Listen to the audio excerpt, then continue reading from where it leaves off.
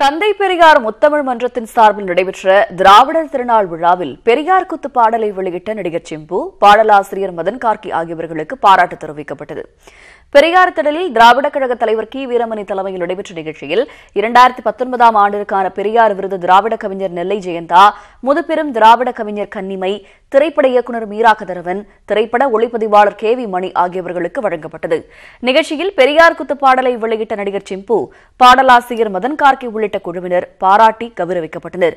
அப்பொழுது பேசிய நடிகர் சிம்பு, பெரியார் குத்து பாடலுக்கு பெயர் வைக்கப்பட்டதன் சுவாரஸ்ய தகவலை வெளியிட்டார்.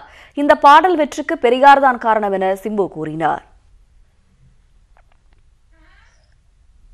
எனக்கு இந்த பாட்டுல ரொம்ப பிடிச்ச விஷயம் என்னன்னா, இது பெரியார் பாட்டுன்னு போடல, பெரியார் குத்துன்னு போட்டோம். ஏன்னா அவர் பேசுனது பேச்சு இல்ல, குத்து அடி, ஒரு பேச்சு அடி மாதிரி இருந்தது.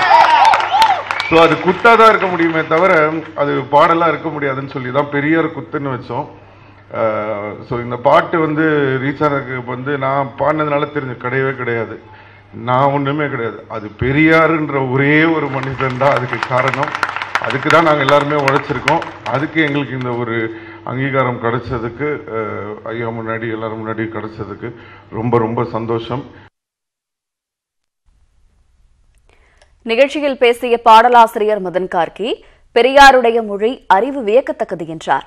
ஒரு குத்துப்பாடலின் பெரியாரின் உட்கருத்து புகுத்த வேண்டும் என்ற சிந்தனையின் வெளிப்பாடுதான் பெரியார் குத்துப்பாடல் என்றார். ஒரு மொழி எங்க பிறக்குது அப்படின்றது ரொம்ப முக்கியமான ஒரு விஷயம். குளிர் பிரதேசங்கள்ல பிறக்கிற ஒரு மொழியில உருவாகிற ஒலியன்கள்னு சொல்லுவோம், போனீம்ஸ்.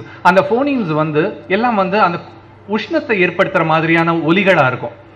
உஷ், ஷா, ஹா இதெல்லாம் சொல்லும் போதே உடம்புக்குள்ள சூடு, அந்த வெப்பம் பிறக்கும். வெப்ப நாட்டில் இருந்துகிட்டு அது மாதிரி ஒரு உஷ்ண நாட்டில் ஒரு குளிர் பிரதேசத்துல பிறந்த ஒரு மொழியை நம்ம பயன்படுத்தும் போது அது நம்ம உடல்நிலைக்கே சீரழிவுன்னு சொல்லிட்டு அவர் சொல்ற ஒரு காரணம் வேற யாரும் சொல்லாத ஒரு காரணம். இது மாதிரி அவருடைய பல எண்ணங்கள் எனக்கு நான் படிச்சு கேள்விப்பட்டு நான் வந்துட்டு இருந்தேன்.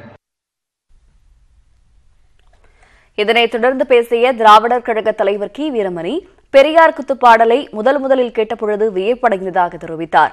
பேசாத பேச்சுக்காக பெரியார் 1.5 ஆண்டுகள் சிறை செல்ல காரணம் குத்துவெட்டு வழக்குதான் என நினைவு கூர்ந்தார்.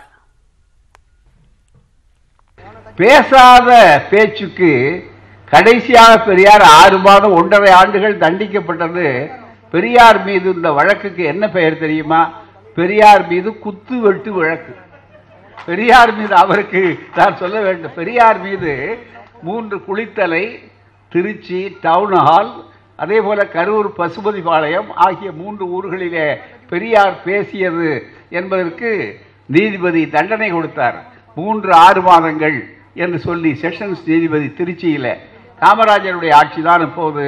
அது உடனே அவர் பிறகு அந்த 3-6 மாதங்கள் தொடர்ந்து இருந்துவிட்டுத்தான் வெளியே வந்தார்கள் பூராவுமே.